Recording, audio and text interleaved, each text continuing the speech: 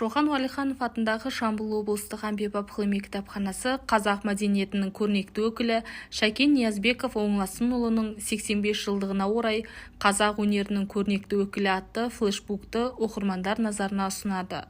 Шәкен Оңласынұлының есімі республиканың мәдени өмірінде мәңгілік алтын әріптермен жазылған. Қазақтың мемлекеттік туын жасаушы тұлға ретінде халық жадында мәңгі жатталып келеді.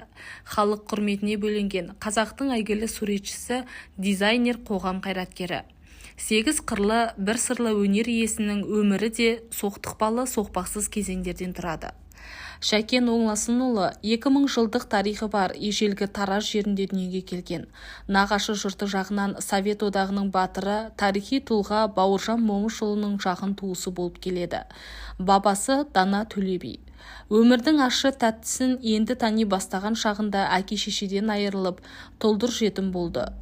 Өміріндегі қиыншылықтарға қарамай, оқуды басты ұраны санап, өмірге талпынысын оятты. Өнер қайраткерінің қолынан Құрманғазы, Көбік Шашқан, Исатай Тайманов, Абай, Шоқан Уәлиханов, Мұхтар Әуезов, Сырым Датұлы, Жамбыл, Қазақстаннан келген солдат, Ана деген жұмыстар жарыққа шыққан болатын. Ұлт тұлғаларын ел халқына суретшілік талантымен танытып, ұлыларымыздың шынайы бейнесін тарих сахнасына алып шықты.